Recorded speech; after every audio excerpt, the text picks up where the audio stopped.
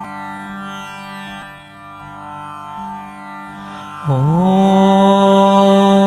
सच्चिदानन्द परब्रह्मा पुरुषोत्तम परमात्मा श्री भगवती समेत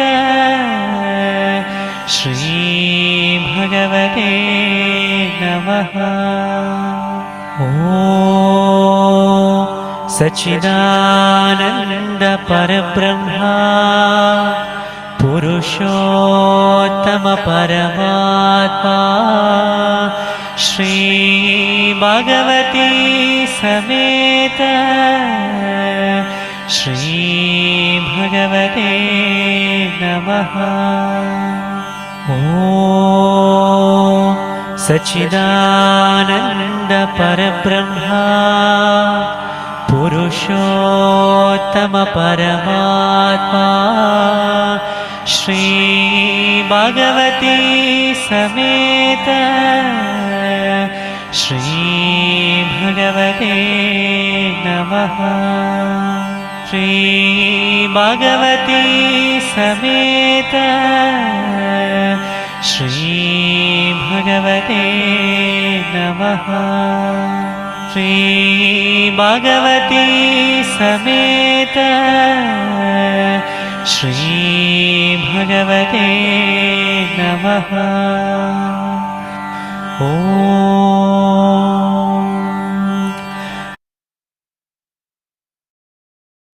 जय बोलो संपूर्ण अनुग्रह प्रदात श्री अम्मा भगवान की जय। सगळ्यांना नमस्ते। श्री भगवानांच्या मुक्ती मोक्षा क्लासच्या अनुवादमध्ये आपल्या सगळ्यांचं हार्दिक स्वागत आहे। तर आपण सगळे जण जे आहे परवा आपण श्री अम्मा भगवानांचे मुक्तिमोक्ष दर्शन घेतलेले आहेत आणि त्यानंतर आपली प्रोसेस पण झालेली आहे। तर आज भगवान आपल्याला काय काय त्यांनी शिकवलेलं आहे ते आपण परत एकदा पाहणार आहोत।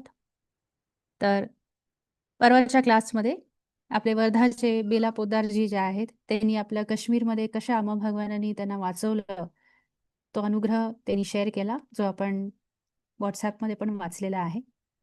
आणि त्यानंतर अजून एका भक्तांनी जे आहे त्यांच्या आयुष्यामध्ये इहम आणि परममध्ये कसं त्यांना अनुग्रह मिळालेला आहे ते त्यांनी शेअर केलं।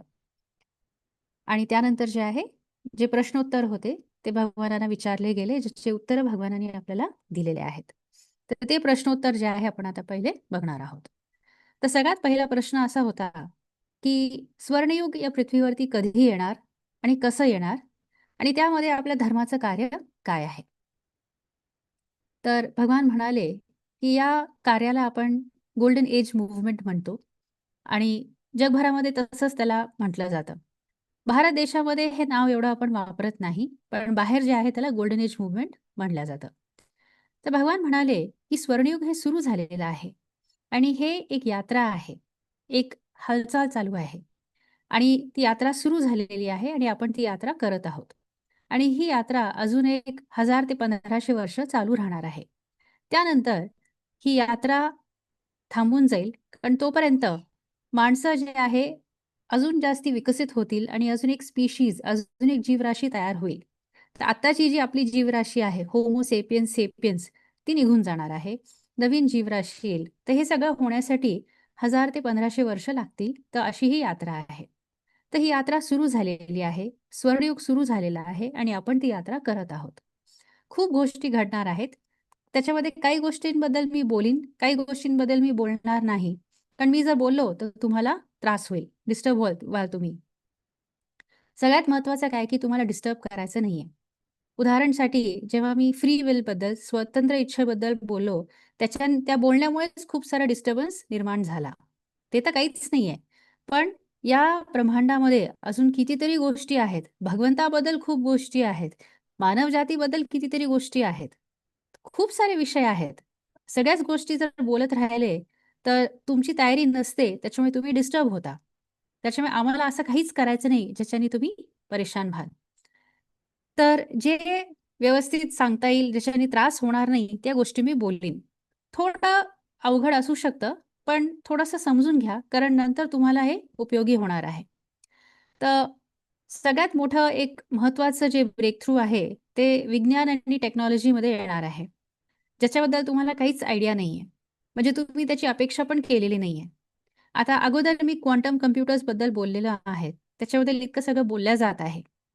तर त्याच्यामुळे बऱ्याच तुम्ही लोकांनी त्याच्याबद्दल कमीत कमी ऐकलं तरी आहे. आता हे जे क्वांटम कॉम्प्युटर्स आहेत, हे खूप आधुनिक आहेत आणि त्याच्यामध्ये अजून जास्ती वाढ आणि वृद्धी होणार आहे, ज्याची आपण कल्पना करू शकत नाही. त्याचसोबत एआय सुद्धा जे आहे खूप मोठ्या पटीने वाढणार आहे. आणि या दोघांचं एकत्रीकरण अशा पद्धतीने होईल, की ज्याची आपण अपेक्षा पण करू शकत नाही.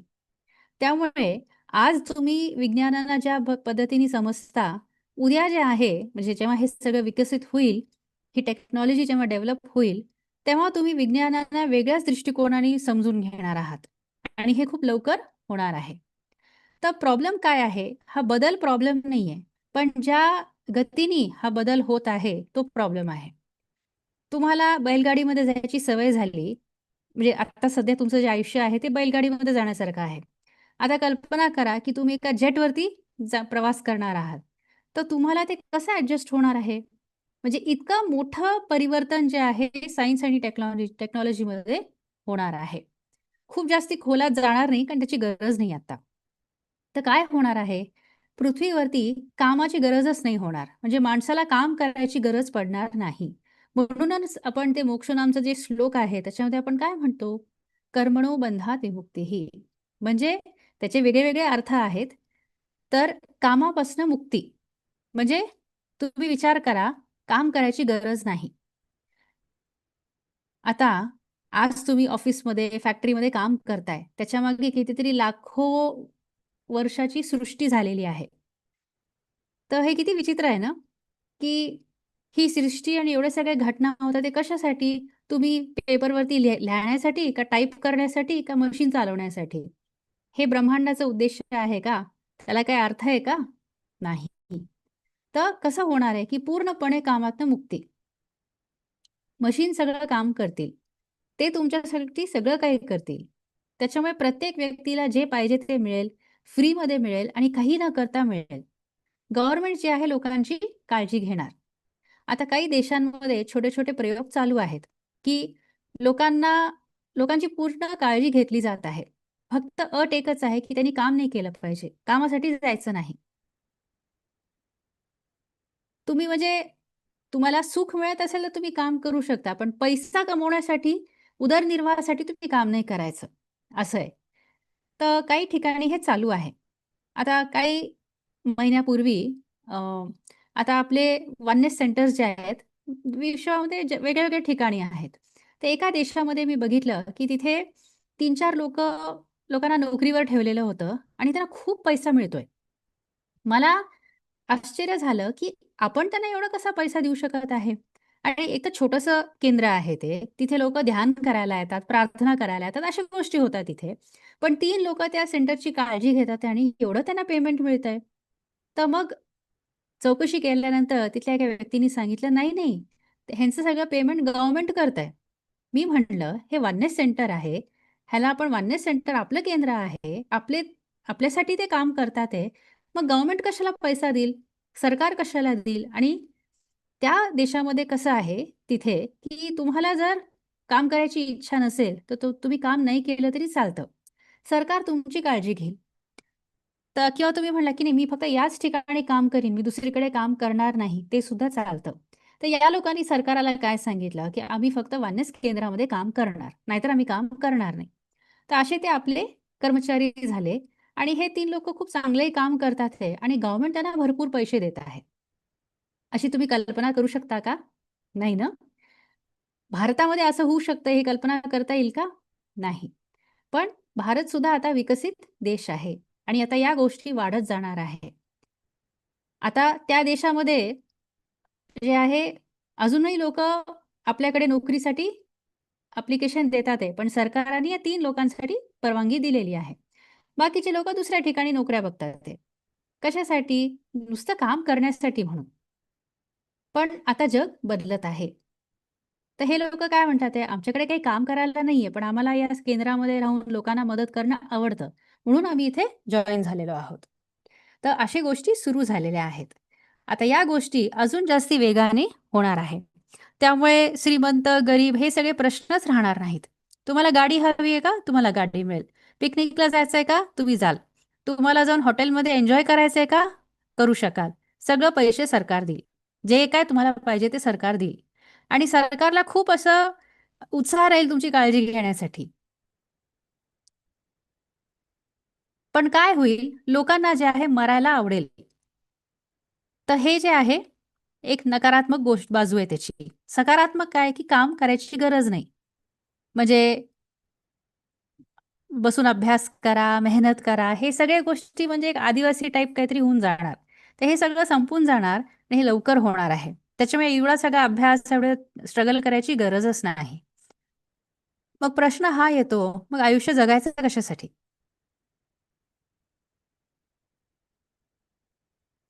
तर आता सुद्धा तुम्ही आयुष्य कसे जगताय? तुमच्या आयुष्यात समस्या आहे. समस्या आहेत म्हणून तुम्ही जिवंत आहात. पण हे सगळं बदलणार आहे. कारण समस्याच राहणार नाहीत ना. त्याच्यामुळे आयुष्याला काही अर्थच राहणार नाही. काही उद्देशच राहणार नाही. परिवार सुद्धा जे आहे एकदम निर्बळ होणार आहेत.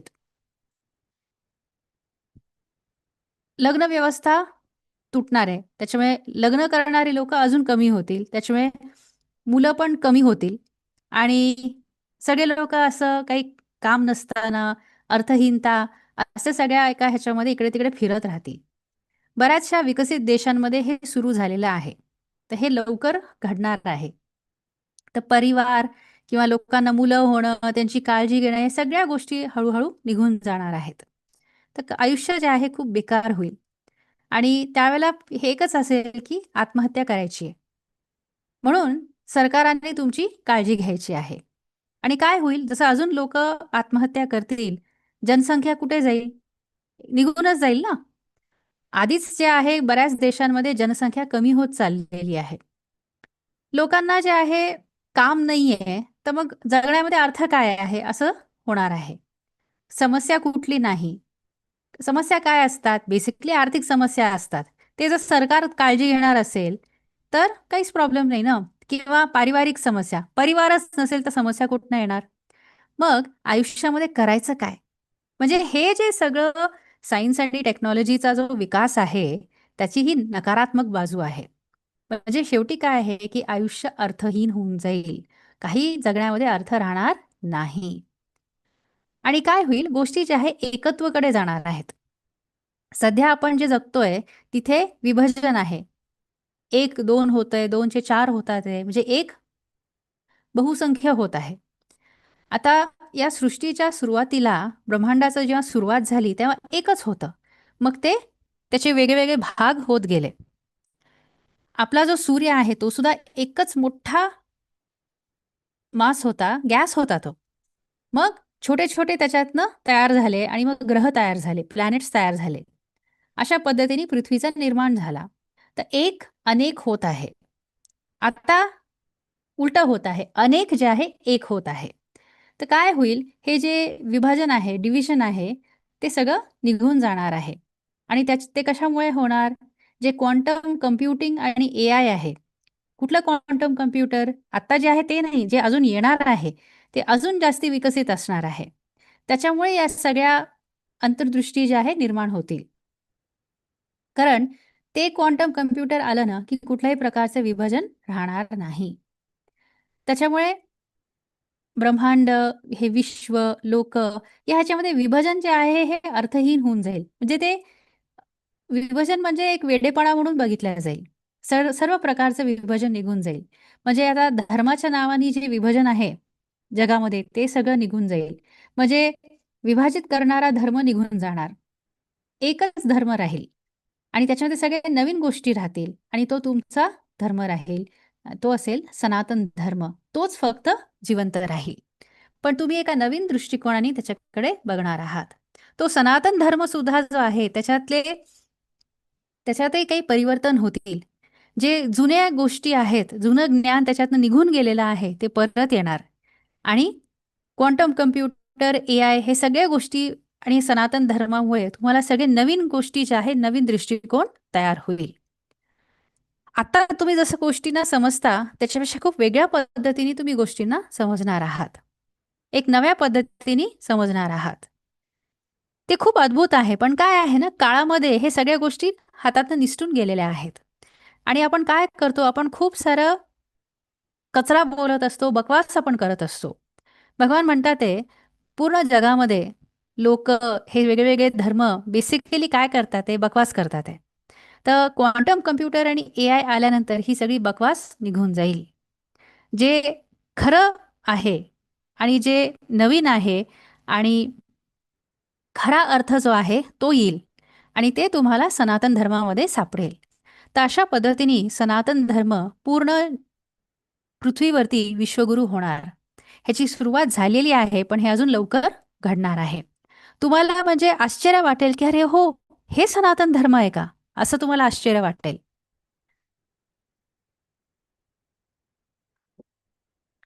मी तर दुसरंच काहीतरी भलता विचार केला होता सनातन धर्माबद्दल. पण हे सनातन धर्म अगदी आधुनिक होणार आहे. आणि खरं म्हणजे हजारो वर्षापूर्वी सुद्धा सनातन धर्म असंच होतं, आधुनिक होतं. पण काय झालं मध्ये माहिती नाही. भारत देशाबद्दल अजून जास्ती खोज होणार. भारताचा जो प्राचीन इतिहास आहे, अजून जास्ती त्याच्याबद्दल शोध होतील आणि नवीन नवीन शोध पण होणार आहेत. अशा पद्धतीने सनातन धर्म हा विश्वगुरू होणार. आणि भारत देशाचं काय होणार? प्राचीन भारत देशाची शोध होणार आणि भारत देश खूप जास्ती वेगाने विकसित होणार आहे. आर्थिक रूपाने श्रीमंत होणार आहे. पूर्वीच्या काळामध्ये त्याला सोन्याचं सोन्याचा पक्षी, सोने की चिडिया असं म्हटलं जात होतं. मार्को पोलोनी आपल्या वर्णनमध्ये भारत देशाच्या ऐश्वर्याबद्दल वर्णन केलेलं आहे. त्या काळामध्ये भारत देशाच्या जवळ कुठला देश नव्हता. मी जास्ती खोलामध्ये जात नाहीये कारण त्याला खूप वेळ लागेल. पण आपण जर बघितलं, हे जे क्वांटम कम्प्युटिंग, AI ही सगळी टेक्नॉलॉजी आहे, हे आपल्यासाठी नैसर्गिक आहे. कारण आपल्या DNA मध्ये हे सगळ्या गोष्टी आहेत. त्याच्यामुळे हे सगळं फायनल परिवर्तन होईपर्यंत तुम्हाला तुमच्यामध्ये बळ असलं पाहिजे. कारण काय आहे, तुम्ही सोन्याचा पक्षी असू शकता, पण सोन्याचा पक्षी आहे म्हणून कोणीतरी तुम्हाला घेऊन जाऊ शकतं किंवा तुम्हाला कापून तुम्हाला शिजवून खाऊ शकतं ना. तर म्हणून भारत देश जो आहे तो मिलिटरी रूपाने सुद्धा म्हणजे त्याची आर्मी, नेव्ही, एअरफोर्स हे सगळं सुद्धा खूप पॉवरफुल होणार आहे. तर सनातन धर्म जो आहे तो विश्वगुरू बनेल. भारत देश सुद्धा जो आहे तो विश्वगुरू बनेल. आणि हे सगळं या यात्रेमध्ये होणार आहे. आणि शेवट काय आहे, की जिथे मानव जाती वेगळ्या जीवराशीमध्ये निघून जाणार. तर आपण होमोसेपियन सेपियन्स आहोत. पण ह्याच्या अगोदर बरेचसे माणसासारखे जीवराशी होऊन गेलेले आहेत. काही आपल्यापेक्षा उंच होते, ते निघून गेले. काही आपल्यापेक्षा लहान होते, ते निघून गेले. असे 8-10 जीवराशी आले आणि गेले. पण आपली जीवराशी अजूनही जिवंत आहे. पण या सगळ्यांचे जीन्स आपल्यामध्ये आहे. हे सगळं आपल्यामध्ये सम्मिलित होत गेलेलं आहे. तर नंतर काय होणार आहे, की ही जीवराशी एक नवीन जीवराशी बनणार आहे. कशामुळे? हे सगळं सायन्स आणि टेक्नॉलॉजीमध्ये जो वाढ आहे त्याच्यामुळे होणार आहे. तर विज्ञानामध्ये आणि टेक्नॉलॉजीमध्ये ही जी अविश्वसनीय जी वाढ होणार आहे, त्याच्यामुळे खूप गोष्टी बदलणार आहेत. कारण शेवटी सगळं सायन्स, शेवटी सगळं टेक्नॉलॉजीच राहणार आहे. आणि त्याच्याच मदतीने तुम्ही सनातन धर्माला समजू शकाल. त्याला धर्मच म्हणलं जाईल. आणि काय होईल? विज्ञान आणि आध्यात्मिकता हे एक होऊन जातील. आता वेगळे आहेत. इकडे-तिकडे थोडेसे मिळत असतात. पण नंतर हे पूर्णपणे एक होऊन जातील. वेगळं विज्ञान, वेगळी आध्यात्मिकता असं काहीही राहणार नाही. तुम्ही आत्ता त्याची कल्पना नाही करू शकत. पण ते एकत्र येणार आहे, एक होणार आहेत. आणि तुमचं आयुष्य बेसिकली टेक्नॉलॉजीनी चालणार आहे. तर आता काय होणार आहे? आता जसं आपण सांगितलं, की लोकांना आत्महत्या करायची आहे ना, तर आत्महत्या करण्यापासून कसं थांबवू शकतो? त्याच्यासाठी जीवनमुक्ती मिळायला पाहिजे. नाहीतर खूप अवघड आहे. कारण कसं आहे, शारीरिक दुःख कसं तरी आपल्याला हँडल करता येतं. मानसिक दुःखमध्ये सुद्धा कसं तरी आपण जगू शकतो. पण आध्यात्मिक दुःख जे आहे, ते जर असलं तर खूप अवघड आहे. जोपर्यंत मुक्ती मिळत नाही, तोपर्यंत काही खरं नाही. मग तेव्हा लोकांना खरी तडप येईल, की मला मुक्ती पाहिजे आहे. त्यावेळेला जे आहे, आपलं हे जे कार्य आहे, त्याचा तुम्ही खऱ्या अर्थाने आदर करू शकाल.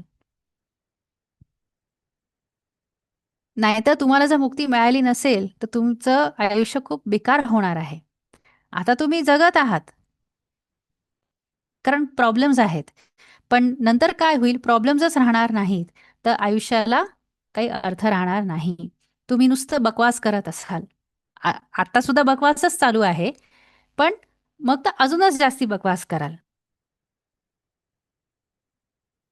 तुम्ही जुने गोष्टी बोलाल, 5,000 पूर्वीच्या गोष्टी, 2,000 पूर्वीच्या गोष्टी बोलाल, पण ते सुद्धा बकवासच असेल. तर भगवान सांगतात आहे, की जेव्हा क्वांटम कम्प्युटर्स येतील, तेव्हा ही सगळे बकवास करण्यासाठी स्कोपच राहणार नाहीये. ते तुम्हाला असं काही करूच देणार नाहीत. तर स्पेसबद्दल, वेळेबद्दल आपल्या ज्या धारणा आहेत, त्या निघून जाणार आहेत. या ब्रह्मांडाबद्दल जे आपल्या धारणा आहेत, त्या सगळ्या निघून जातील. जे काय तुम्ही फिजिक्स, भौतिक विज्ञान तुम्ही शिकलेलं आहे किंवा शिकवता, ते सगळं बकवास सारखं दिसेल तुम्हाला. सगळं काही निघून जाईल. त्याच्यामुळे ब्रह्मांडाबद्दल तुमची जी धारणा आहे, ती पूर्णपणे नष्ट होतील. आणि जे काय तुम्ही निर्माण करून ठेवलेलं आहे, विवाह संस्था, हे सगळे गोष्टी, ईश्वराबद्दल तुमच्या ज्या विचित्र धारणा आहे, ते सगळं काही निघून जाणार आहे. हे सगळं बदलणार आहे. तर या सगळ्या बदलमध्ये तुम्ही कसं जिवंत राहणार, बकवास कराल आणि तुमचे सगळे विभजन करणारे कार्य तुम्ही कराल. तुमच्यामध्ये कितीतरी व्यक्तित्व आहेत. एक व्यक्ती असं नाहीच आहे. म्हणजे तुमच्या आतमध्ये एक पूर्ण गर्दी आहे. प्रत्येक व्यक्तीच्या आतमध्ये एक बाजार असल्यासारखा आहे. तर हा सगळा तमाशा आपल्या आतमध्ये चालू आहे. पण जसं आपण एकत्वकडे जाणार, तेव्हा हे सगळे व्यक्तित्व एक होतील. म्हणून आपलं हे जे कार्य आहे, आपण कुठे चाललोय? आपण एकत्वकडे चाललोय.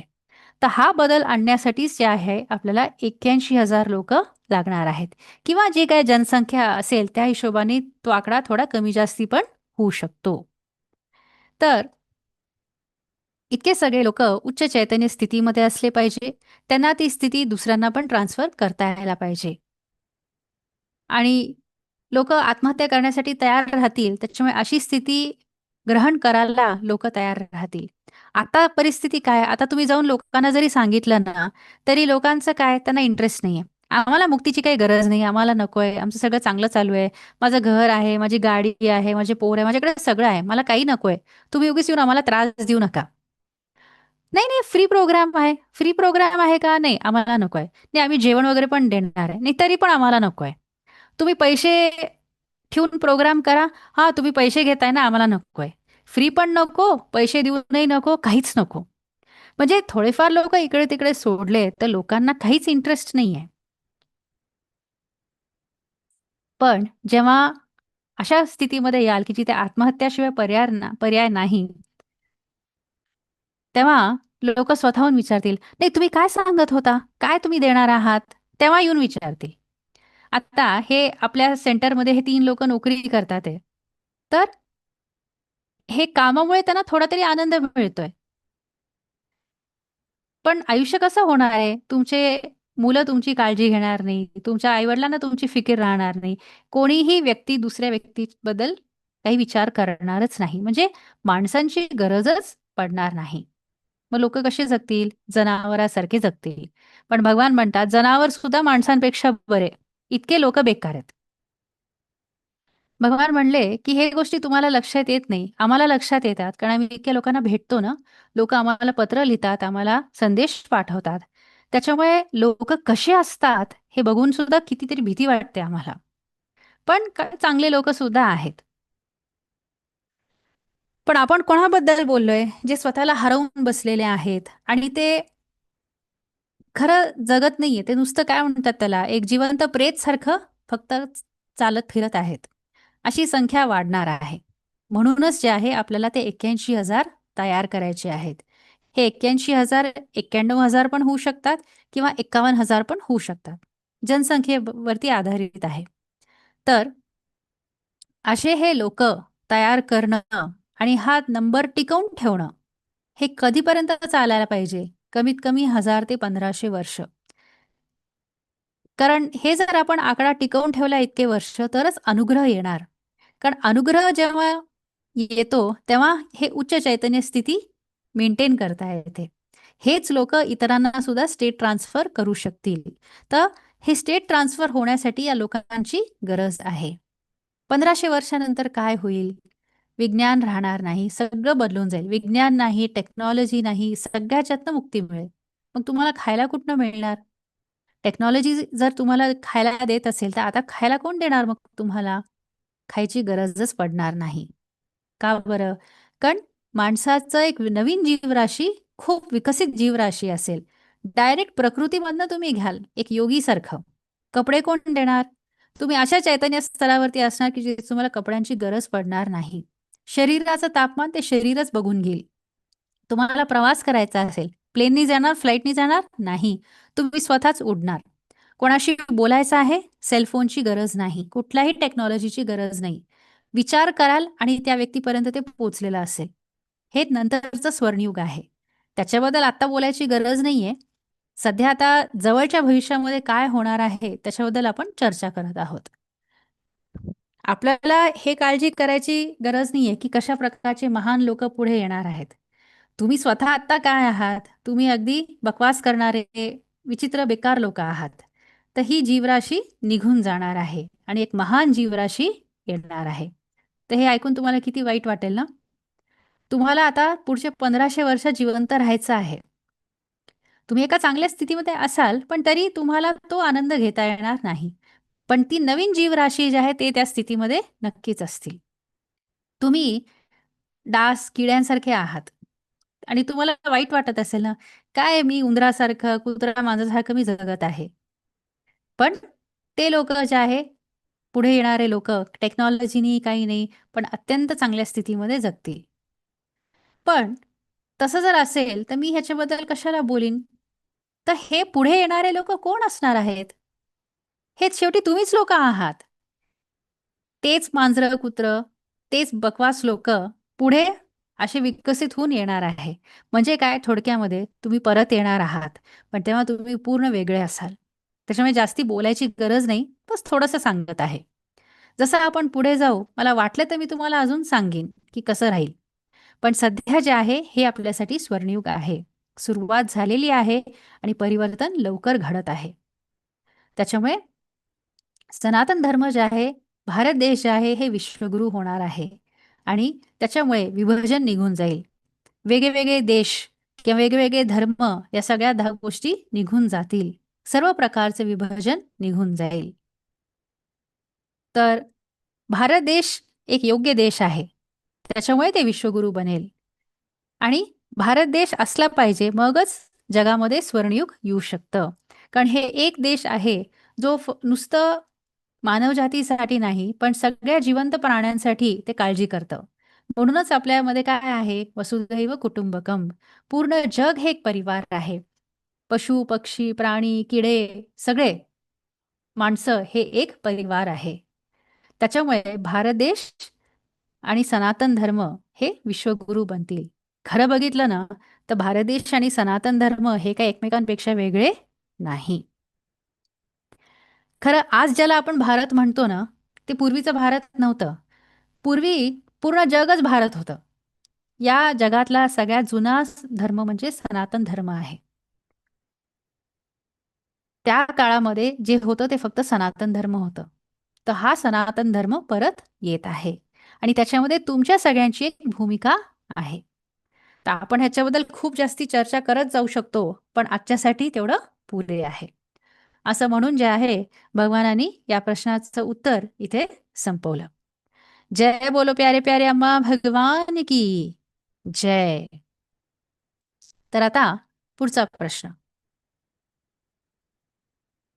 पुढचा प्रश्न असा होता, की भगवान आम्हाला असं सांगितलं गेलेलं आहे, की मंदिरामध्ये उच्च मुक्तीच्या अजून जास्ती मुक्त उच्च स्थिती मुक्तीच्या आम्हाला दिल्या जाते. हे कधी आणि कसं होणार? तर भगवान म्हणाले, की या कार्याच्या काही गोष्टी ज्या आहेत, आम्ही ओपनली पब्लिकमध्ये बोलू आणि करू. काही गोष्टी ज्या आहेत आम्ही त्याच्याबद्दल बोलत नाही, पण ते चालू राहतील. असं नाही की आम्हाला तुम्हाला सांगायचं नाहीये. पण कारण काय आहे, खूप सारे सूक्ष्म ऊर्जा, शक्ती ह्याच्याबद्दल आम्हाला बरोबर डील करावं लागतं. तुम्हाला याची काहीच कल्पना नाहीये. काय आहे ना, हे ब्रह्मांड जे आहे, हे जिवंत आहे. नुसतं असं मॅटर असं नाहीये, जसं वैज्ञानिकांना वाटतं किंवा लोकांना जनरली वाटतं. हे सगळं बदलणार आहे. तर हे ब्रह्मांड म्हणजे हे जिवंत आहे. आता जेव्हा आपण भविष्याबद्दल बोलतो, आता समजा एक भविष्यवाणी आहे. भविष्यवाणी करणारा माणूस कोण असतो? ज्याला खरं ॲक्चुअली दिसतं. जसं त्याला दिसतं, की ही घटना घडत आहे आणि तो त्याच्याबद्दल बोलत असतो. कधी-कधी तसंच होतं, पण काहीतरी बदल होतोच. अगदी एक्झॅक्ट तसं होतं असं नाही. आणि कधी-कधी असंही होतं, की ते होत सुद्धा नाही.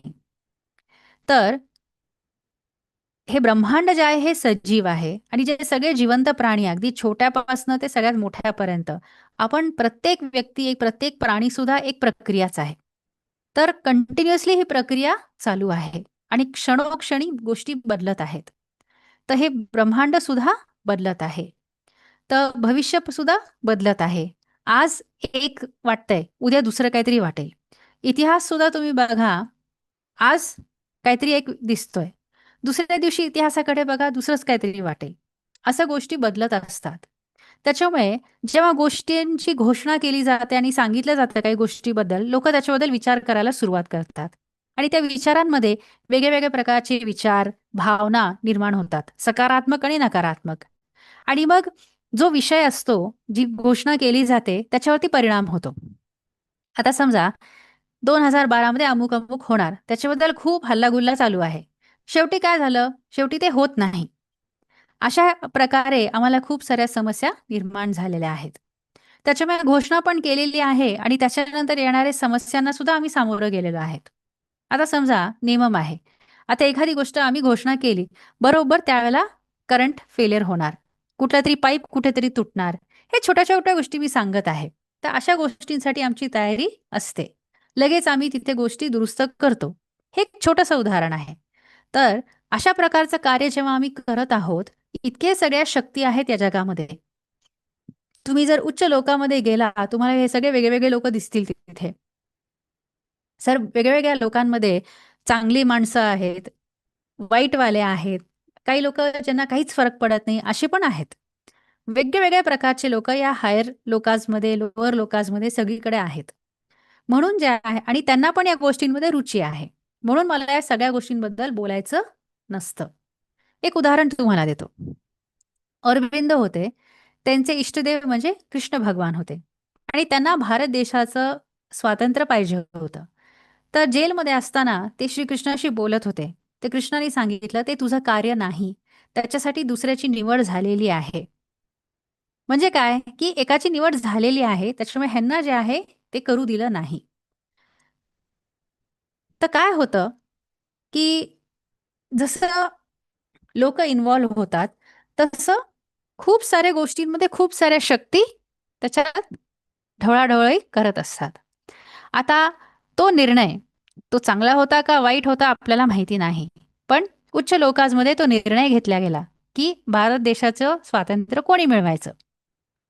तर अशा गोष्टी होत असतात. त्याच्यामुळे काय आहे, की दुसऱ्या लोकांमधनं ती लोकं ह्याच्यामध्ये ढवळाढवळ करत आहे. ह्याचा अर्थ असा नाही, की कोणती गोष्ट खूप महानच असेल. महान असू शकते किंवा नसूही शकते. त्याच्यामुळे एक लक्षात घ्या, निर्णय घेताना आपण एकटे नाही आहेत. त्याच्यामुळे जे एक सगळ्यात महत्त्वाच्या गोष्टी आहेत ना, त्या आम्ही जास्ती बोलत नाही किंवा आम्ही शांत राहतो. पण एकच आहे, जे काही करायचं आहे ना, ते सुरू होईल आणि चालू राहील. मग तुम्हाला नंतर जाणीव होईल, "ओह! काहीतरी घडत आहे." पण आम्ही जर तुम्हाला आधीच सांगितलं, तर तुम्ही काहीतरी त्याच्याबद्दल भलता विचार कराल. तुम्ही दुसऱ्याशी त्याच्याबद्दल काहीतरी भलतं बोलाल. ते काहीतरी विचार करतील, ते परत काहीतरी बोलतील. अशा पद्धतीने ते पसरत जातं. मग आता सगळ्या प्रकारची लोकं आहेत ना, चांगली पण आहे, वाईट आहेत.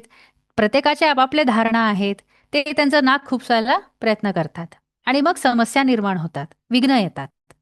तर असे सगळे खूप गोष्टी होत असतात. म्हणूनच जे आहे काही विषयांवरती शांतच राहिलेलं कधीही चांगलं असतं. तर जे काय घडायचं असेल, जेव्हा ते होईल ते तुम्हाला आपोआप कळेलच. पण मी एकच तुम्हाला सांगू शकतो, की 2027च्या आधी तर काही घडणार नाहीये. एकदा गोष्टी घडायला लागले, की मग तुम्ही स्वतः जे आहे बघू शकता. आम्ही त्याच्याबद्दल जास्ती बोलणार नाही. तर अशा पद्धतीने भगवानांनी या प्रश्नाचं उत्तर दिलं. जय बोलो ज्ञान प्रदाता श्री अम्मा भगवान की जय. त्याच्यामुळे एक लक्षात ठेवा, प्रत्येक गोष्ट अम्मा भगवान आपल्याला सांगत नसतात. कारण आपले विचित्र डोके, आपले विचित्र भावना, विचार हे सगळे इतके त्याच्यामध्ये विघ्न आणू शकतात. म्हणून बऱ्याचशा गोष्टी अम्मा भगवान आपल्याला न सांगता करत असतात. म्हणून आपण श्रद्धेने, विश्वासाने गोष्टी केल्या पाहिजेत. कारण अम्मा भगवानांना माहिती ते काय करतात ते. आपल्याला उगीच आपलं डोकं चालवायची गरज नाही. पुढचा प्रश्न असा होता, की भगवान हे जे कार्य आहे आपलं, हेच कल्की मूव्हमेंट आहे का?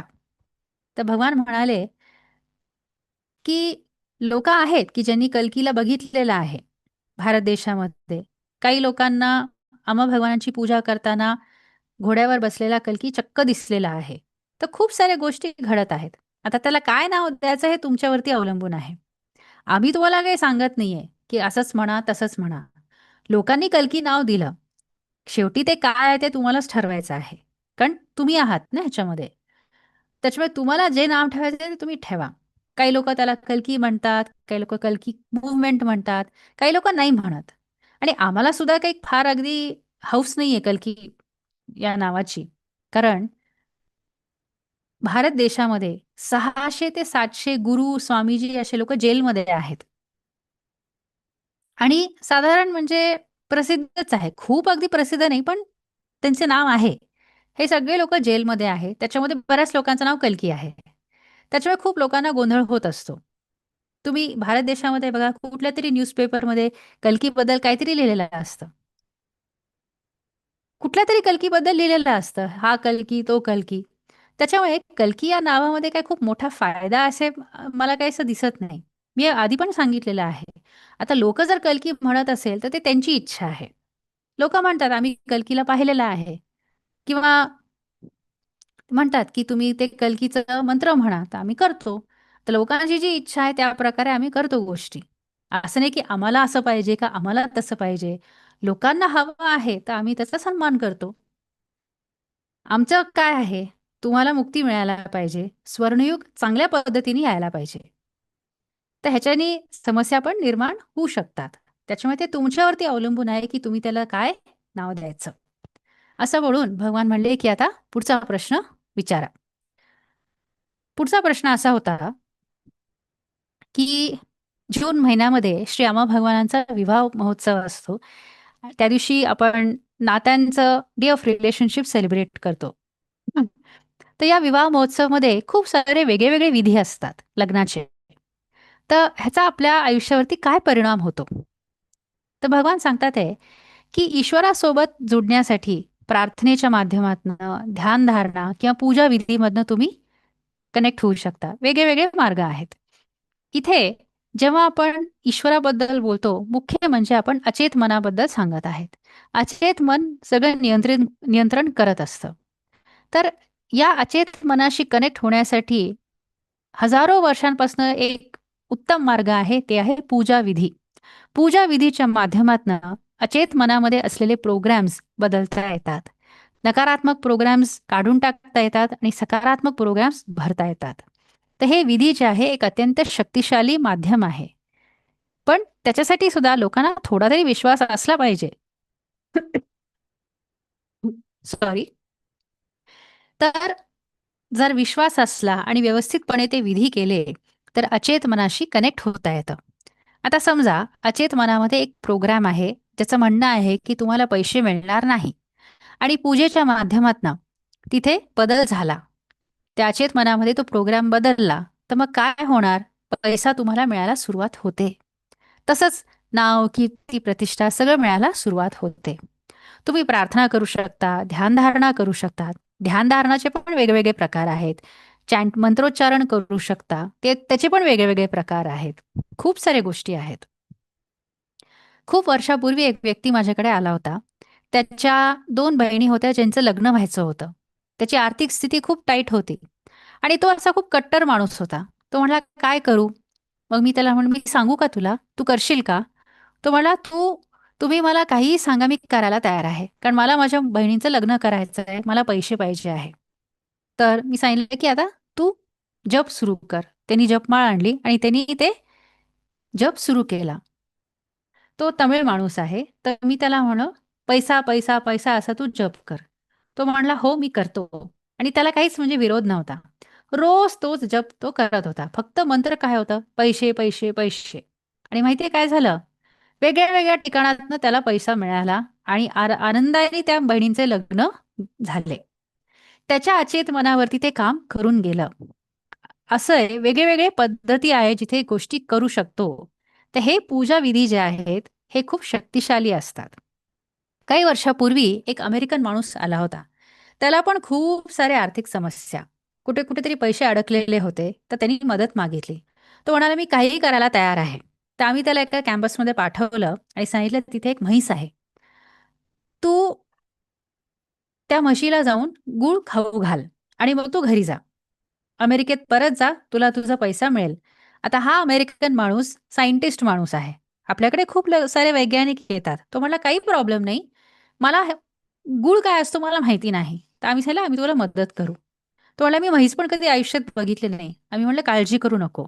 तर त्याच्यासाठी आम्ही गूळ आणून दिला आणि आपल्या एका कॅम्पसमध्ये जिथे म्हशी आहेत, मोठ्या-मोठ्या म्हशी आहेत, त्याला तिथे नेलं आणि कोणीतरी त्याच्या सोबत गेलं. त्यांनी ते गूळ म्हशीला खाऊ घातला आणि मग तो गेला.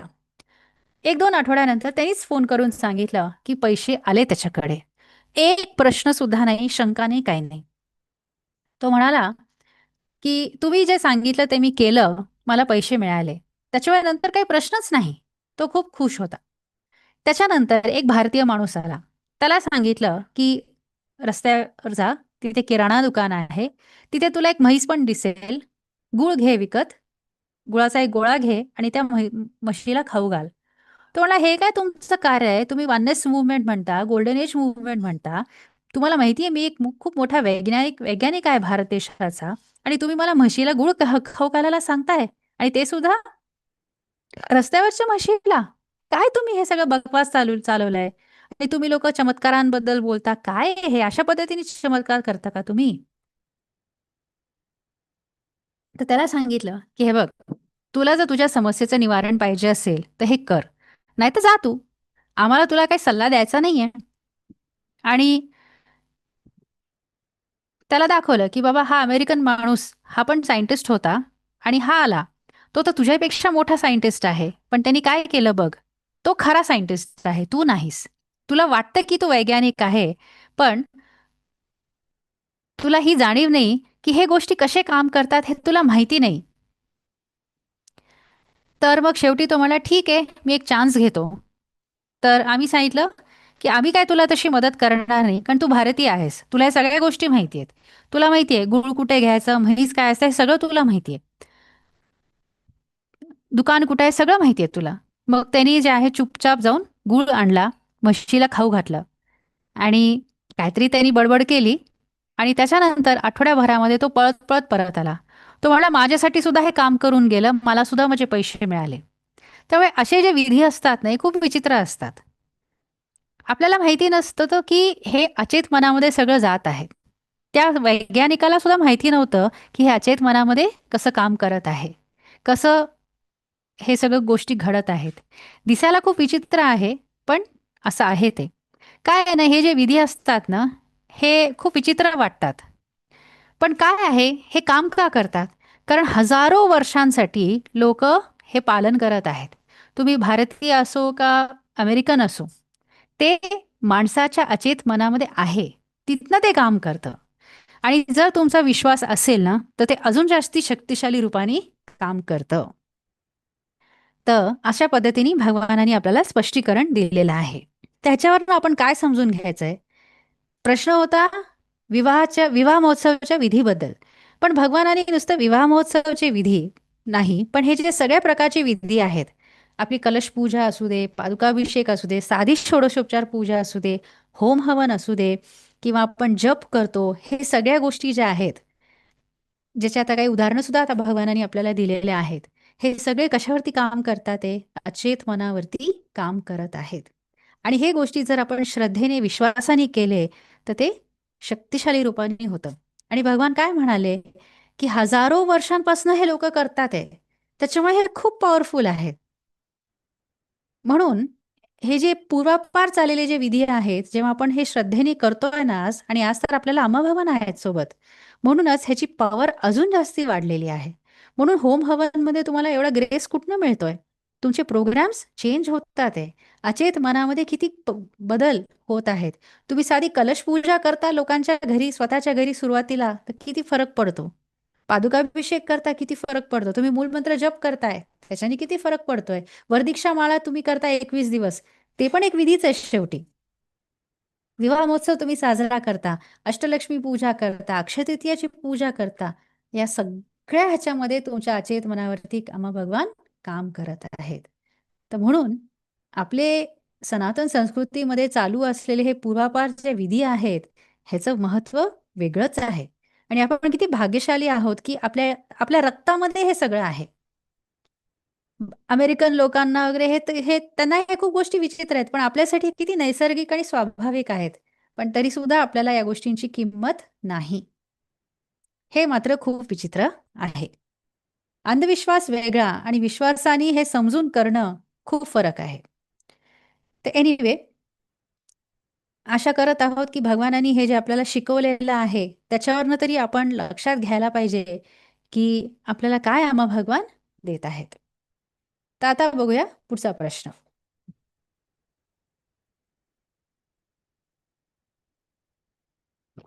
प्रश्न असा होता, की एका व्यक्तीला इहम आणि परम दोन्हीमध्ये विकसित व्हायचं असेल आणि ते पण लवकर, तर सगळ्यात महत्वाचं काय आहे?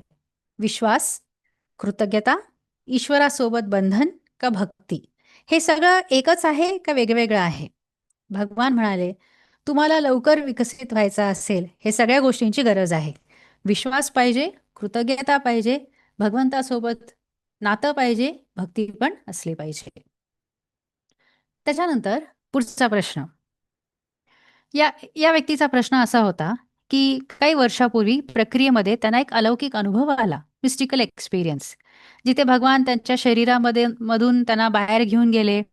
मग ऑरबिंदो त्यांच्या आतमध्ये प्रवेश केले आणि 2 वर्ष ते खूप एक अद्भुत स्थितीमध्ये जगत होते, जिथे प्रत्येक क्षण आनंद होता, कृतज्ञता होती आणि आयुष्यासोबत सहज प्रवाहित होत होते. फ्लोईंग विथ लाईफ चालू होतं. खूप सारे चमत्कार घडले. प्रार्थना न करता सुद्धा गोष्टी घडत होत्या आणि सेवा पण अगदी आपोआप होत होती आणि बाहेरच्या कुठल्याही परिस्थितीमुळे ती स्थिती कधी काही बिघडली नाही. पण नंतर त्यांनी बघितलं की ती स्थिती नाहीये. तर त्यांचा प्रश्न असा होता, "अरविंदो मला सोडून गेले का? का बरं ही स्थिती राहिली नाही? आणि मला परत अशी स्थिती पाहिजे आहे." तर भगवानांनी सांगितलं, "अरविंदो तुम्हाला सोडून गेले, पण ते तुमच्याकडे परत येतील. ते तुमच्यामध्ये का आले मुळामध्ये? कारण कुठल्यातरी पूर्व आयुष्यामध्ये तुमचं त्यांचं कनेक्शन होतं, नातं होतं. म्हणून ते तुमच्या आतमध्ये आले होते आणि ते लवकरच तुमच्याकडे परत येणार आहे." असं आश्वासन भगवानांनी या भक्ताला दिलेलं आहे. जय बोलो करुणामय अम्मा भगवान की जय. पुढचा प्रश्न. प्रश्न असा होता, की जरुरीपेक्षा जास्ती जे सक्रिय मन असतं, जे सारखं भीती, गोष्टी निर्माण करत असतं, अशा मनाला शांत कसं करायचं? बऱ्याच वेळेला असं होतं, की आपल्यावरती भीती आणि अशा सगळ्या भावना हावी होतात. तर शरणागती जर लवकर सोपी पद्धतीने व्हायची असेल, तर आम्ही काय करायला पाहिजे? भगवानांनी एक साधं उत्तर दिलं. कमीत कमी बौद्धिक स्तरावरती तरी तुम्हाला जाणीव व्हायला पाहिजे, की जर अशी जाणीव व्हायला पाहिजे, की स्वतंत्र इच्छा नाही, फ्री विल नाहीये. जेव्हा तुम्हाला ही जाणीव होईल, तर मन आपोआप शांत होईल, असं भगवानांनी सांगितलं. भगवानांनी एकाच वाक्यामध्ये उत्तर दिलं, पण हे किती गहन आहे हे ॲक्च्युअली जेव्हा तुम्ही अनुभव कराल ना, तेव्हाच तुम्हाला लक्षात येईल. पुढचा प्रश्न असा होता, भगवान जर स्वतंत्र इच्छा नाहीये, माणसाला चॉईस नाहीये, तर माणसाचे विचार, त्याची कृती किंवा त्याचे शब्द परत त्याच्याकडे कर्म म्हणून कसे येऊ शकतात? थोडं स्पष्टीकरण द्या ना भगवान, असा प्रश्न होता. भगवान म्हणले, तुम्ही चुकून एका सापाला मारलं, तर कर्म तुम्हाला येतं. तुम्ही मुद्दामून काही करायची गरज नाहीये. भगवान म्हणले, मी नेहमी हे उदाहरण देतो ना, एक मुसलमान ड्रायव्हर कशा पद्धतीने तो एका सापावरती त्यांनी ट्रक चालवली आणि नंतर त्याच्या मुलाला, त्याचे जे मुलं होते, त्यांची त्वचा सापासारखी झाली होती. ते जबाबदार नव्हता तो माणूस, पण तरी सुद्धा त्याला नाईलाज म्हणून त्या सापावरनं ट्रक न्यावा लागला. तसंच प्रत्येक कार्याचा एक प्रभाव असतो. ते जे कार्य आहे, ती क्रिया आहे, ती प्रतिक्रिया, त्याच्यासाठी एक प्रतिक्रिया निर्माण होते. त्या प्रतिक्रियेमुळे काय होतं, एक प्रभाव पडतो, एक इम्पॅक्ट पडतो आणि प्रभावामुळे एक छाप पडून जाते, एक इम्प्रेशन पडते. अशा पद्धतीने ते लाईनीने गोष्टी होत असतात. आपल्याला त्याच्यात खोलात जायची गरज नाहीये, पण ब्रह्मांड जे आहे असंच चालू असतं. कुठल्यातरी तारामंडळमध्ये काहीतरी होत आहे, इथे त्याचा तुमच्यावरती परिणाम होईल. तुम्ही अशा पद्धतीने वास का घेता? कारण कुठल्यातरी गॅलेक्सीमध्ये कुठलातरी ज्वालामुखी फुटत आहे. इतकं ते जटिल आहे. पण आपल्याला सांगावं लागतं की कर्म आहे. खरं म्हणजे जेव्हा तुम्ही स्वतः नाहीये, कर्म येणार कुठनं? तुम्ही एका भ्रमामध्ये आहात की तुमचं एक वेगळं अस्तित्व आहे.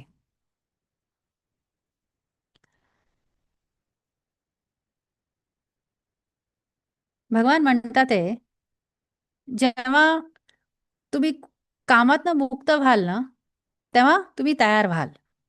तर कामातनं मुक्त कसं होणार? कर्मबंधात विमुक्ती कसं होणार? त्याच्यासाठी सायन्स अँड टेक्नॉलॉजी आपल्याला पाहिजे आहे. तर जसं इथे चैतन्य स्तर आम्ही वाढवणार, तसं ब्रेक थ्रू कुठनं येणार? सायन्स आणि टेक्नॉलॉजीमधनं येणार. त्याच्यामुळे आपण हे मंत्र का म्हणतो? कर्मणो बंधात विमुक्तीही. तर हे जे लोक काम करत बसतात, हे सगळे गोष्टी निघून जाणार आहेत. मग तुम्ही कर्माबद्दल बोलणार नाही, कारण तुमच्याकडे करण्यासाठी काही राहणारच नाही. तर भगवान म्हणतात आहे की तुमचं कर्म नुसतं नाहीये, ते ब्रह्मांडाचं कर्म आहे. तुमच्या कर्माच्या हिशोबाने ब्रह्मांड तुम्हाला वेगळं दिसत असतं. ह्याच्यामध्ये जास्ती खोलामध्ये जाण्यात काही अर्थ नाहीये. कधी कधी मला असं वाटतं की मी कशाला या गोष्टी बोलतो, असं पण मला वाटतं. पण एक आहे, ह्याच्यामुळे तुम्हाला एक मदत काय मिळते, की लोकांचं तुम्ही मूल्यांकन करणं बंद करता. त्याच्यामध्ये तुम्हाला मदत होईल. हां, पण आता तुम्ही जर जीवनमुक्त झालेला असाल, तर तुम्हाला स्पष्टपणे दिसेल, की स्वतंत्र इच्छा नाहीये. हे तुम्हाला प्रत्यक्ष अनुभव होईल. पण तुम्हाला जीवनमुक्ती मिळालेली नाहीये ना, बौद्धिक स्तरावरती तुम्ही समजू शकता, की हो, स्वतंत्र इच्छा नाहीये. त्याच्याने सुद्धा थोडी मदत नक्कीच होते. असं भगवानांनी या प्रश्नाचं समाधान केलं. जय बोलो ज्ञानप्रदात श्री अम्मा भगवान की जय. पुढचा प्रश्न असा होता, की मुक्तीच्या मार्गामध्ये हे जे मिस्टिकल एक्सपिरियन्सेस असतात, अलौकिक अनुभव जे असतात, ह्याचं काम काय आहे? जर एखाद्या व्यक्तीला असे अनुभव आले नाही, तर तो मुक्तीच्या मार्गामध्ये पुढे जाऊ शकतो की नाही? हा खूप इम्पॉर्टंट प्रश्न आहे. कारण बऱ्याच लोकांना हे असतं ना, कारण लोकं सांगतात, "मला अमुक दिसलं, मला तमुक दिसलं, मला हा रंग दिसलं, माझ्या चक्रामध्ये मला असं दिसलं किंवा मी माझ्या शरीराच्या बाहेर पडलो, मी या लोकामध्ये फिरून आलो, चक्कर मारून आलो, मला असं हे झालं." आणि मग हे ऐकून लोकं तुलना करायला सुरुवात करतात. "अरे, ह्यांना झालं, मला नाही झालं, मग मला मुक्ती मिळेल की नाही?" हे प्रश्न बऱ्याच लोकांच्या मनात चालू असतात आणि तुलना करत बसतात. भगवान सांगतात आहे, असे अनुभव न येता सुद्धा तुम्हाला मुक्ती मिळू शकते. पण काय होतं, जर आम्ही तुम्हाला असे अनुभव दिले ना, तर तुम्ही अजून लवकर जाल पुढे. म्हणूनच आतापासनं हे जे अलौकिक अनुभव देणं जे आहे, हे आम्ही आता वाढवणार आहेत. आणि त्याच्यातला एक महत्त्वाचा अनुभव असा आहे, की आम्हाला जेव्हा वाटेल, की तुम्ही थोडं तयार आहात, आम्ही तुम्हाला हे दाखवू अलौकिक रूपाने, की तुमचं मरण कधी आहे आणि कशा पद्धतीने तुमचं मरण होणार आहे. हे जर तुम्हाला आम्ही दाखवलं ना अलौकिक रूपाने, तर तुम्ही अजून फास्ट प्रगती कराल. स्पष्टपणे तारीख, वेळ, कुठे, कसं मरणार आहे आणि मृत्यूनंतर तुम्ही कुठे जाणार आहात, हे जर आम्ही तुम्हाला दाखवलं, तर तुमच्यामध्ये खूप फास्ट परिवर्तन येईल. त्याच्यामुळे आम्ही अजून जास्ती हे अलौकिक अनुभव तुम्हाला देणं हे वाढवणार आहेत. आणि एक लक्षात घ्या, जीवनमुक्त व्यक्ती जो आहे त्याला मृत्यूची भीती नसते, मरणाची भीती नसते. कारण जीवनमुक्ती सुद्धा जी आहे एक प्रकारचा मृत्यूच आहे ना शेवटी. का कशाची मृत्यू? तुमचा जो भ्रम आहे ना, की मी आहे, त्या मीचा मृत्यू म्हणजेच तर मुक्ती आहे. तुम्हाला काय वाटतं, की माझं एक वेगळं अस्तित्व आहे. ते वेगळं अस्तित्वच निघून जाणार ना. ते मरून जाणार ते वेगळं अस्तित्व. काय आहे खरं ते? ते वेगळं अस्तित्व निघून जाणं म्हणजे काय? तुमच्या मेंदूमध्ये थोड्या गोष्टी ॲडजस्ट करणं आणि ती मीची भावना निघून जाते. याबद्दल सुद्धा खूप बकवास केली जात असते. तर हे सगळंच निघून जाणार आहे. तो मेंदूमध्ये परिवर्तन थोडं केलं आणि त्याच्यानंतर तुम्ही डोळे उघडले, तुम्हाला दिसेल, की अरे मी नाहीच आहे. फक्त आवाज येत आहे. मी नाहीये. काहीतरी बघणं आहे, पण मी नाहीये. बघणारा मी नाहीये. वास येतोय, फक्त वास आहे. वास घेणारा कोणी नाहीये तिथे. विचार सुद्धा येतात आहे, फक्त विचार करणं चालू आहे, पण मी विचार करतोय असं राहणार नाही. अशा पद्धतीने आपोआप जे आहे गोष्टी घडत राहतील. विचार येणं किंवा विचार करणं सुद्धा जे आहे ते आपोआप होईल कामापुरतं. पण तिथे मी विचार करतोय, हे माझे विचार आहेत, असं काही राहणारच नाही. का बरं? कारण मेंदूमध्ये ॲडजस्टमेंट्स झालेल्या आहेत. तशाच पद्धतीने आवाज, मी ऐकत आहे, असं कोणीच नाहीये तिथे. तर हे सगळे गोष्टी ज्या आहेत तुमच्या आतमध्ये बीजारोपण आम्ही खूप वर्षापूर्वी केलेलं आहे. तर आता हे बीज जे आहे त्याचा अंकुर फुटणार आहे. ते वास घेणं असू दे, स्पर्श करणं असू दे, सगळेच गोष्टी. तर भगवान सांगतात आहे, जर तुम्हीच नाहीये, तुमचं अस्तित्वच जर नाही आहे, तर कर्म कुठून आलं? मग पूर्वजन्म, भविष्यजन्म हे कुठून आलं? पूर्वजन्म आहे, भविष्यजन्म आहे, पण तुमचं पूर्वजन्म असं नाहीये. नुसतं पूर्वजन्म जे आहे तुमच्या माध्यमातून प्रवाहित होत आहे. ते तुम्ही सुद्धा एक भ्रमच आहात. त्याच्यामुळे ते फक्त तुमच्या द्वारे प्रवाहित होत आहे. तर आता सुद्धा तुमचं अस्तित्व नाहीये. तु- तुमचं अस्तित्व राहणं असणं हेच तुमचं मूळ दुःख आहे. भगवान म्हणतात हे एक ओझं आहे जे तुम्ही कॅरी करत आहात. एक गाढवाला तुम्ही घेऊन फिरत आहात. तर आध्यात्मिक दुःख म्हणजे काय? की जिथे आयुष्याला कोणताही अर्थ राहत नाही, कोणताही उद्देश राहत नाही आणि माणसाला असं वाटतं की आपण कशाला जगतोय? मरायला पाहिजे. आता महात्मा गांधीचे गुरु म्हणजे लिओ टॉल्स्टॉय म्हणून होते. त्यांना एक वेळ अशी आली की जेव्हा आयुष्यातला सगळा अर्थ निघून गेला, कोणताही उद्देश त्यांना जाणवत नव्हता. तेव्हा त्यांनी ठरवलं की आपण आत्महत्या करायला पाहिजे. तर त्यांनी गन घेतली आणि दाबली. पण ती गन काही फायर झाली नाही. पण काय झालं, या भानगडीमध्ये त्यांच्यातली जी मीची भावना आहे ती गेली आणि त्यांना मुक्ती मिळाली. म्हणजे काय आहे, एकतर तुम्ही तुम्ही मरूनच जाता, म्हणजे तुमचं आयुष्य संपून जातं, किंवा तुमच्या आतला तुमच्यामधला मी म्हणजे मीची भावना ती मरून जाते. म्हणजे काय आहे, तुम्ही निघून जाता. हे जे ओझं आहे ना, ते निघून जातं. तर स्वर्णयुगामध्ये जसं आपण जात आहोत, काय होतंय, हे ओझं निघून जात आहे. सुरुवातीला एक एक पावलांनी गोष्टी घडतील, नंतर जे आहे वेगाने या गोष्टी घडतील. अशा पद्धतीने होणार आहे. तर असं भगवानाने खूप सुंदर प्रकारे या प्रश्नाचं उत्तर दिलं. आणि जसं या प्रश्नाचं उत्तर संपलं, तर तसं वेळ पण होत होता. तर मग दासाजींनी विचारलं, की भगवान, जी रात्रीची प्रोसेस आहे, तर त्याच्यासाठी टीचिंग काय आहे? तर भगवान म्हणाले की प्रक्रियेमध्ये तुम्हाला तुमच्या आयुष्यातले असे 3 घटना बघता यायला पाहिजे की जिथे परमज्योतीनी तुम्हाला तुमच्या आयुष्यात मदत केलेली आहे. कमीत कमी 3 घटना. आणि त्याच्यासाठी ती कृतज्ञता जी आहे तुम्हाला आतमध्ये अनुभव करता यायला पाहिजे. एकदा हे तुम्हाला जाणीव व्हायला सुरुवात झाली, की मग आम्ही अजून लवकर गोष्टी करू शकतो. खूप साऱ्या गोष्टी आम्ही करू शकतो. असं म्हणून भगवानांनी त्या दिवशीच्या प्रक्रियेचा संकल्प सांगितला आणि त्याच्यानंतर भगवानांनी सगळ्यांना जे आहे प्रेम व्यक्त केलं. त्यानंतर दासाजींनी सगळ्या भक्तांच्या वतीने भगवानांना कृतज्ञता सांगितली आणि काही भक्तांनी जे आहे आता विवाह महोत्सव येत आहे तर त्या निमित्ताने काही लोकांनी कृतज्ञतासाठी एक पत्र लिहिलं होतं भगवानांना. तर ते पत्र जे आहे भगवानांना वाचून दाखवलेलं आणि ते सगळं झाल्यानंतर भगवानांनी सगळ्या ज्या भक्तांनी ते कृतज्ञता पत्र पाठवलं होतं त्याच्यासाठी भगवान थँक्यू म्हणाले आणि भगवानांनी परत एकदा सगळ्यांना लव्ह यू ऑल असं म्हणून आपलं प्रेम व्यक्त केलं. जय बोलो ज्ञान प्रदाता श्री अम्मा भगवान की जय. जय बोलो प्रेम प्रदाता श्री अम्मा भगवान की जय. तर अशा पद्धतीने हा भगवानांचा सुंदर प्रकारे क्लास झालेला आहे. भगवानांची ज्ञान दीक्षा आपण सगळ्यांनी प्राप्त केलेली आहे.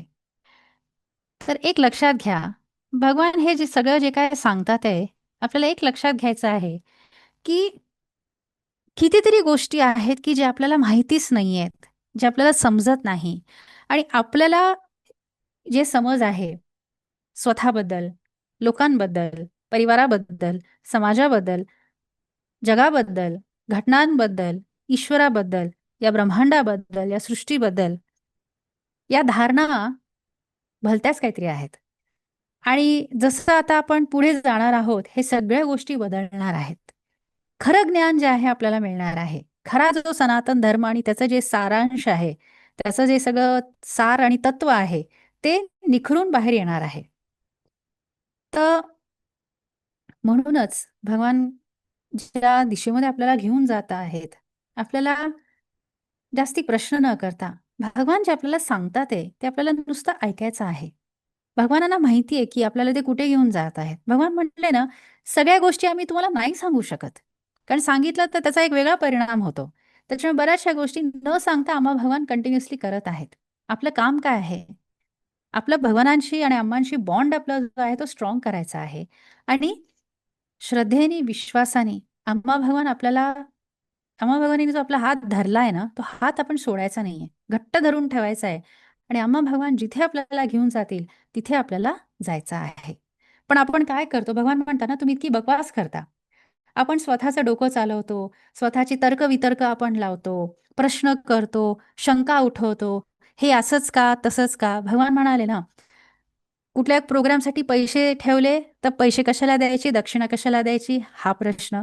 समजा एखादा प्रोग्राम फ्रीमध्ये दिला, तर तो फ्री प्रोग्राममध्ये सुद्धा भाग घ्यायची मानसिकता नसते. म्हणजे काहीही केलं तरी प्रश्न चालूच असतात. म्हणजे जे करायला पाहिजे ते करायचं नाही आणि नको ते शंका आणि नुसतं स्वतःपुरतं नाही. अशा शंका बाहेर बोलून दाखवायच्या, दुसऱ्यांचं मन कलुषित करायचं, दुसऱ्याच्या मनावरती परिणाम करायचा. मग तो काहीतरी बकवास करायला सुरुवात करतो. मग तो अजून तिसऱ्याला सांगतो, तिसऱ्या चौथ्याला सांगतो. म्हणजे स्वतः तर काही घ्यायचं नाहीच आणि असं बडबड करून दुसऱ्यांना पण त्या अनुग्रहापासून वंचित करायचं. कशाला? प्रत्येकाला आपापला निर्णय घेऊ द्या ना. तुमचं जे काय मत असेल ते तुमच्यापाशी ठेवा. दुसरी एक नवीन व्यक्ती असेल, त्यांना बघू द्या. त्यांना स्वतः अनुभव घेऊ द्या. अनुभव घेतल्यानंतर त्यांना वाटलं, की आपण हे केलं पाहिजे, तर करतील. नसेल करायचं तर नाही करणार. सिंपल गोष्ट आहे ना. त्याच्यामुळे जेव्हा आपल्यालाच ज्ञान अर्धवट असतं, तेव्हा आपण उगीचच बडबड करू नये. सगळ्या गोष्टी आपल्याला समजतात का? नाही. आम्हा भगवान सगळ्या गोष्टी सांगून करतात आहे का आपल्याला? नाही. त्याच्यामुळे काही गोष्टीमध्ये उगीचच प्रश्न करत बसायचे नाही. उगीचच शंका जे आहे करत बसायचं नाही. करायचं आपण आणि जे लोक प्रश्न करतात किंवा म्हणतात आम्ही सगळं केलं पण आमचं काही झालं नाही, ह्याचा अर्थ त्यांनी सगळं केलेलंच नाहीये. कारण जे आम्हा भगवान सांगतात ते खरंच तुम्ही त्याच्यातला 1% जरी फॉलो केला ना, तरी तुमच्या आयुष्यात खरंच बदल होईल. पण लोक तो 1% सुद्धा व्यवस्थित करत नाही. बाकी गोष्टी तर फार लांब राहिल्या. सिंपल सिंपल गोष्टी सुद्धा ज्या आहे लोक करायला तयार नाहीत. फ्री प्रोग्राम्स आहेत, फ्री प्रोग्राम्समध्ये आपल्या गावामध्ये होणाऱ्या प्रोग्राममध्ये लोक यायला तयार नाहीत. ऑनलाईन फ्री कॉन्फरन्स चालू आहे, ते करायला तयार नाही. महिन्याला घर घर बसल्या बसल्या भगवानांचं दर्शन होत आहे, लाईव्ह दर्शन, ते करायला तयार नाही. आश्रममध्ये प्रोसेस होत आहे, ते करायची तयारी नाही. काही पूजाविधी असेल ते करायची तयारी, म्हणजे कुठलंच काही करायची तयारी नाहीये. असा जर कोणी माणूस राहिला तर त्याला बदल कसा होईल त्याच्या आयुष्यामध्ये? ते तर असं झालं ना, की म्हणजे परीक्षेमध्ये 100 मार्क पाहिजे, पण इथे अभ्यास करायला माणूस तयार नाही, असं होतं ना ते. त्याच्यामुळे प्रत्येकाने आपापला थोडा विचार करावा, मननचिंतन करावं, अवलोकन करावं, की खरंच आपण कटकट करतोय, आपण तक्रार करतोय, पण आम्हा भगवान जे आपल्याला करायला सांगतात आहे, ते आपण किती विश्वासाने करतोय? हा प्रश्न प्रत्येकाने स्वतःला विचारावं, प्रामाणिकपणे स्वतःला उत्तर द्यायचंय. दासजीने उत्तर द्यायची गरज नाही, कोणालाही उत्तर द्यायची गरज नाहीये. तुम्ही स्वतः तुमचं काय आहे ते बघा. मग तुम्हाला तुमच्या आयुष्यातल्या सगळ्या प्रश्नांची उत्तरं आपोआप मिळतील. प्रश्न एकदा बंद झाले ना, की परिवर्तन सुरू होतं. त्यामुळे हे जे भगवानांचे क्लासेस आहेत, हे भगवानांचं ज्ञान घेणं खूप गरजेचं आहे. डायरेक्ट जो महिन्याला भगवानांचा क्लास असतो ते एक, आणि भगवानांचं ज्ञान तुम्हाला कॉन्फरन्सच्या माध्यमातून मिळत असतं. ते कॉन्फरन्स तुम्ही अटेंड जर केले नाही, तर तुम्हाला ज्ञान मिळणार कसं? कसं शिकायला मिळेल? तुमच्या चुकीच्या धारणा सुधारतील कशा? हे सगळ्या गोष्टी खूप महत्त्वाच्या आहेत. त्याच्यामुळे तुमच्या आयुष्यामध्ये तुम्ही कुठल्या गोष्टीला प्राथमिकता देता, हे खूप महत्त्वाचं आहे. तुमचं सगळं आयुष्य लग्न, पार्टी, डोहाळ जेवण, मुंज, बारसं ह्याच्यातच तुमचं आयुष्य जात असेल आणि तुम्ही स्वतः तुमच्या आतमध्ये बदल करायची तुमची इच्छा नसेल, तुमची तयारी नसेल, एक पाऊल पुढे टाकायचं नसेल, तर बदल होणार कसा? नुसतंच तक्रार करत बसायची, होत नाहीये, होत नाहीये, होत नाही. अरे केलं तर होईल ना इथे. त्यामुळे या सगळ्या गोष्टी लक्षात ठेवा. आणि तुम्हाला जर, हे बघा, तुम्हाला जर तुमचं आयुष्य सुधारायची इच्छा नसेल ना, तर भगवंत पण तुम्हाला मदत करू शकत नाही. आणि तुम्ही तुमच्या आयुष्याला मध्ये परिवर्तन आणण्यासाठी जर 10 पावलं पुढे टाकले, 1000 पावलं भगवान टाकतील. पण ते 10 पावलं तुम्ही टाकणं गरजेचं आहे. त्यामुळे तुमच्या आयुष्यामध्ये खरंच तुम्हाला बदल हवा असेल, तर तुम्ही सिरियसली गोष्टी कराल. आणि ज्या लोकांना हा जसा आयुष्य चाललंय चलता है, कोई फर्क नहीं पड़ता है, क्या है, खाएंगे पिएंगे एक दिन मर जाएंगे, बस उतना ही है ना, एंजॉय करके मरेंगे बस, ये सब क्यों करना है? ज्यांची अशी मानसिकता आहे त्यांच्या आयुष्यामध्ये कधीच बदल होणार नाही. त्यामुळे प्रत्येकाने आपापलं बघावं आणि विचार करावा. आपल्याला एवढा खजाना मिळतोय, तो खजानामधला एक अर्धा ग्राम तरी सोनं आपण खरंच घेतलं आहे का नाही, हे आपण प्रत्येकाने विचार करावा. तर भगवानांचे मुक्ती मोक्षा क्लासेस हे अमूल्य आहेत आपल्यासाठी. तर कोणीही हे मिस करायला नाही पाहिजे. दर महिन्याला आपण अटेंड केले पाहिजे. तर त्या पद्धतीने भगवानांचे क्लासेस, प्रक्रिया, पौर्णिमा दीक्षा सगळ्यांनी अटेंड करायचे आहेत, आपले रजिस्टर्ड मेंबर्सनी. आणि ही मेंबरशिप वाढायला पाहिजे. जास्ती लोकांनी भगवानांचं ज्ञान ऐकलं पाहिजे, भगवानांचं दर्शन घेतलं पाहिजे. आणि त्यासोबत बाकी जे सगळे कार्यक्रम आहेत, आपापल्या क्षमतेनी, आपापल्या परीने जेवढं मॅक्सिमम तुम्हाला शक्य आहे तेवढं अटेंड केलं पाहिजे. आता सहस्रनाम हवन होत आहे, तर कृतज्ञतेने या सहस्रनाम हवनमध्ये मॅक्सिमम लोकांनी भाग घ्या. भगवानांनी सांगितलं ना, पूजा विधींचा कसा इफेक्ट होत आहे, त्या पद्धतीने करा तुम्ही सगळ्यांनी. आणि सध्या तुमच्यासाठी जे सहस्रनाम पूजा कॉन्फरन्स चालू आहे, तुमचे दासदास तुमच्यासाठी घेत आहेत, ते कॉन्फरन्सेस मिस करू नका. तुम्हाला हवन करायला जमो न जमो, पण ते कॉन्फरन्सेस ऐका. जे तुम्हाला शिकायला मिळतंय ना, ते तुम्हाला फ्रीमध्ये मिळतंय. ते सुद्धा जर तुम्ही घ्यायला तयार नसाल, तर गोष्टी सुधारणार नाहीत. त्यामुळे थोडं सिरियस व्हा. आजूबाजूला बघा, परिस्थिती काय चालू आहे जगामध्ये, आपल्या अवतीभोवती काय चालू आहे, आपल्या स्वतःच्या आयुष्यामध्ये काय चालू आहे, आणि लवकर वेळेमध्ये शहाणे व्हा. आणि मॅक्सिमम ज्ञान आणि अनुग्रह प्राप्त करण्यासाठी पावलं टाका, कार्यक्रमांमध्ये भाग घ्या. पुढच्या महिन्यामध्ये प्रत्येकाच्या गावामध्ये जे विवाह महोत्सव साजरा केला जाईल सामूहिक रूपाने, सगळ्या भक्तांनी त्या विवाह महोत्सवमध्ये नक्की आपल्या परिवारासोबत जाऊन भाग घ्यायचा आहे. तिथे पण विधी होणार आहेत. त्या विधींचा तुमच्या अचेत मनावरती परिणाम होईल. तिथे पण तुम्ही ज्या प्रार्थना कराल, तुम्हाला ग्रेस मिळणार आहे तिथे. त्यामुळे मिस करू नका. सामूहिक रूपाने होणारे जे कार्यक्रम आहेत, हे खूप इम्पॉर्टंट आहेत आणि प्रत्येकाने परिवारासोबत अटेंड करायचं आहे. त्या पद्धतीने धर्मामध्ये सक्रिय राहा. सक्रिय राहिले तर तुम्ही पुढे जाल. तुमचं आयुष्य चांगलं होईल. तुमच्या मुलांचं आयुष्य चांगलं होईल. येणाऱ्या पिढ्यांचं आयुष्य चांगलं होणार आहे. जय बोलो प्यारे प्यारे अम्मा भगवान की जय. तर इथेच तुमच्या सगळ्यांचा निरोप घेत आहे. लवकरच भेटू आपण.